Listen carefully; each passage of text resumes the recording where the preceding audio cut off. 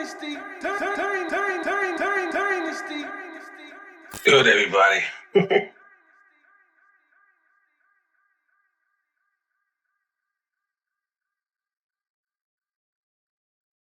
How you doing this evening? It's your boy oO5 Dynasty. You already know I ain't with that side talk. All the haters pop shells at them. And you know I spit all facts. You know what I mean? And today we got a cool little video. Basically it's like a warning sign, like a warning video. And today what I want to talk about is protecting your music. Right? This is something you need to do right away. ASAP. And I'm not playing. I'm not joking at all. Just saw a situation. I don't know the whole story, but from what I do know, it's like a tricky, backdoor way of like screwing somebody on the YouTube channel. And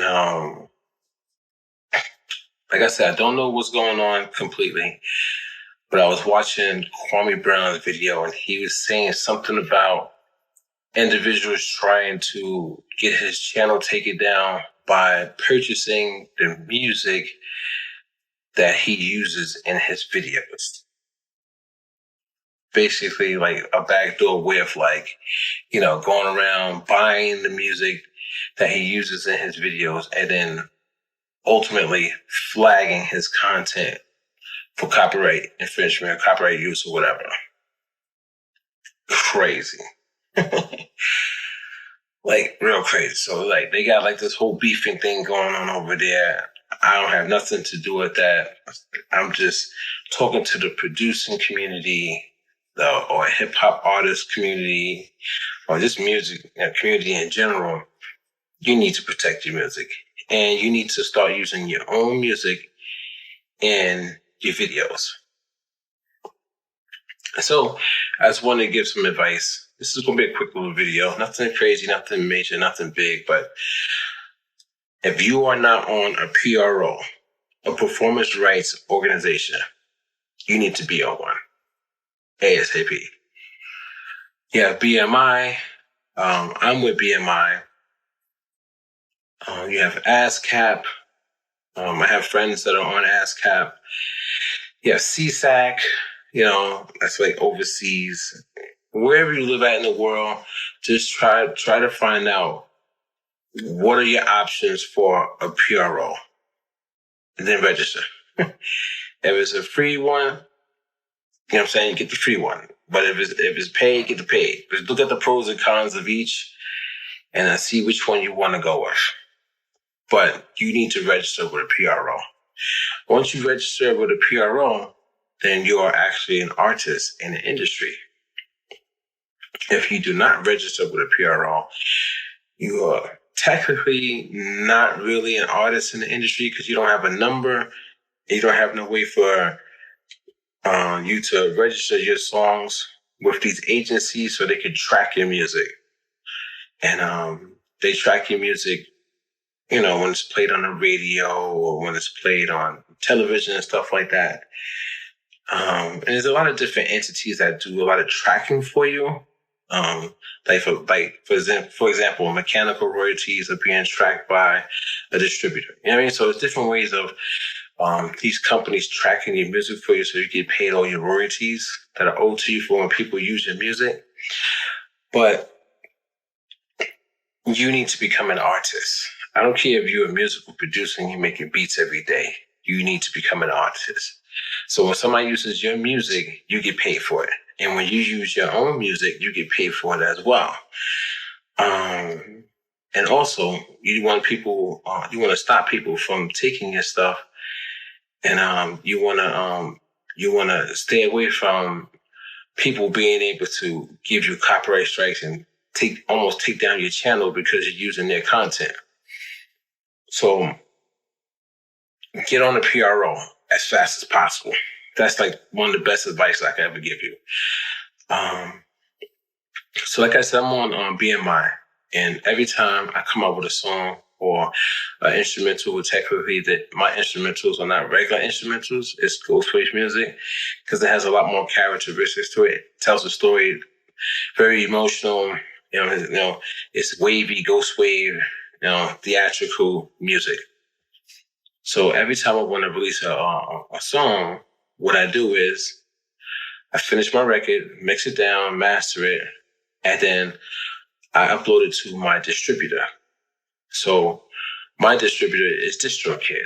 And if you do not have a distributor, I do have the link in the description of this video if you want to use my affiliate link to sign up to DistroKid. But you don't have to.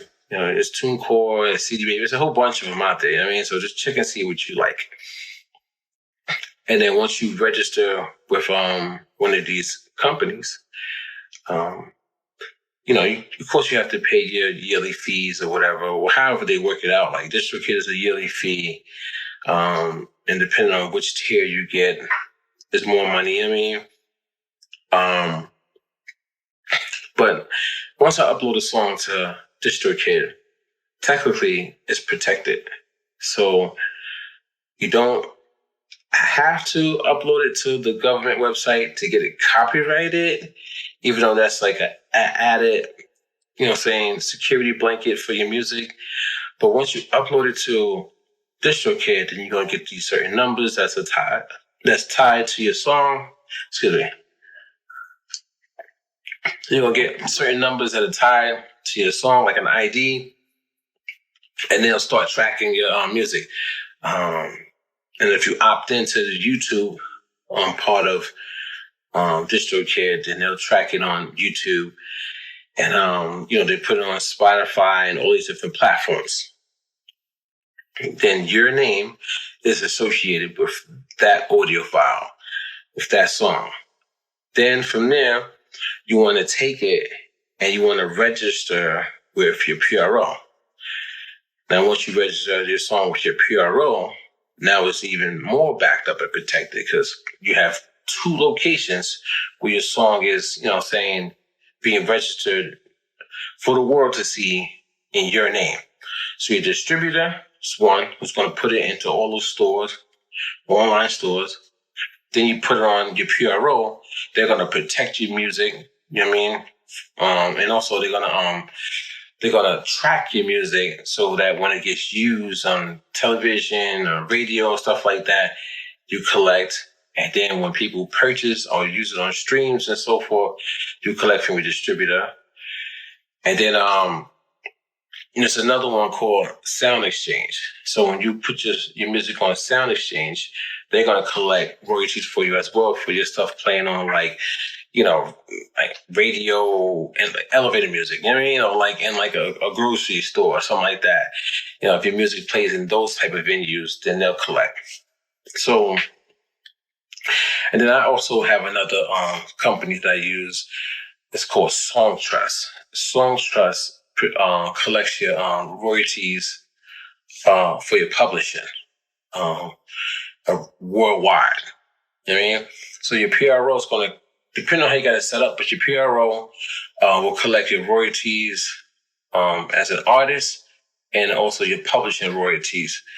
And then for that's just basically local, in the United States, wherever you're at, it's going to collect. And then worldwide royalties, you can collect that yourself too, but are you going to contact all these different companies to collect that? And that's why I use Songtrust, because Songtrust contact 100 companies and just get all my royalties, So, but I'm just bringing up all these different entities because when you set yourself up as an artist and you start operating as your own record label, you're independent, you're going to need to know about these different companies and learn how to register your songs on each of these different platforms and then have all your royalties and stuff being tracked.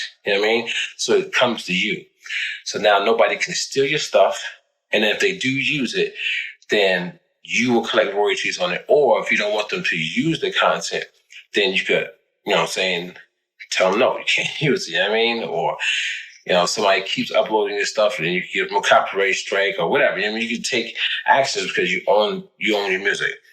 But you should also try to copyright your music.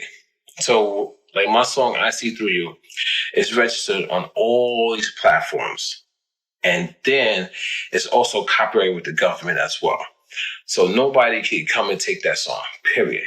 You know what I'm saying? And one cool part about that is the song I See Through You uses some vocal chops. And those vocal chops came from like a vocal sound library. So let's say somebody happens to use those same vocals in a record. Well, they might try to fight me on it. And the problem they're going to run into is that I've already had my stuff registered on all these different platforms. It's been on YouTube for like almost a year, I guess, or maybe a year, I can't remember. And it's copyrighted with the government. And it has, so the government is going to back me, say no, you know what I'm saying? Mr. Jamel, you know what I'm saying? Because that's my name. Jamel has this copyrighted with such a date, blah, blah, blah, you know what I mean? And so forth.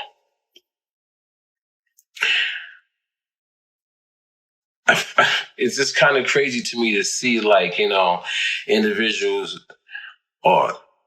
they have so much hate in their blood, whereas they're sitting at home contemplating on how to take down somebody's YouTube channel. Like they're trying to figure out ways to backdoor somebody.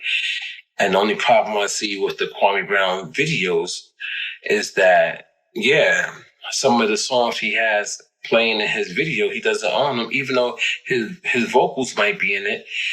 But if he didn't work out a deal with the producer that made those beats or whatever, songs,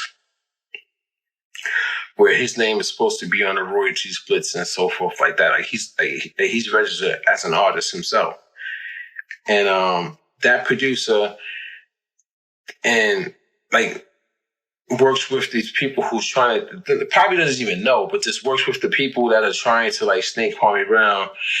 And if he sells the rights to the material and then he says, well, Kwame Brown gave me the material to use, that he said I can use it. He gave me his word. Like he just said it. And he has receipts on his, if he has receipts saying, with Kwame Brown saying, yeah, you can use my material here, make the song, whatever, do whatever. And then he goes and sells it. Well, the people who buy it, they are actually in the right because this producer gave them all the proper information. And they own it now. So that's scary, man. But if people are doing stuff like that. So put your own music on your channel. Become an artist. Don't wait. Upload your music to your distributor. Put it on a PRO. Put it on Sound Exchange. Put it on, you know what I'm saying, Song Trust, whatever you want to use. There's other agencies. There's multiple agencies that do the same thing, you know what I mean? Within their field, just find out what you like. Copyright it. Protect your stuff.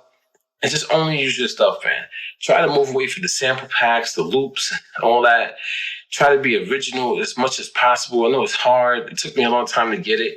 But if you can be original, you could be the whoop-de-doop-de. I don't know, some stupid, crazy little beat or whatever. But once you put it out there, somebody might like it. Maybe millions of people might like it. They might make a dance to it. And it just, you know, these internet streets are crazy, man. It's YouTube streets is crazy. Like, you don't know who you're dealing with. Like, you don't know who these people, you don't know.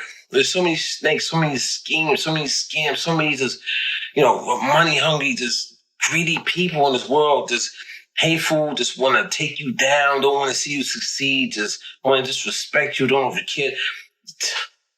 Just protect yourself, guys and girls, man. That's the moral of the story. This vlog is basically saying just protect yourself. Don't even take the chance. And once you do the right steps, a big company might come along and just like, oh, I'm going to put this in my show, put this on my movie. And you make a lot of money and you don't even worry about the outside noise from all these people. I want to say you should stop uploading so much too when it comes to these beats. Just focus on a couple beats, protect them, get them up there, and next you'll start generating money off your music without even being partnership on YouTube. That's a trick a lot of people don't even know. But I'm out, guys. Protect yourself.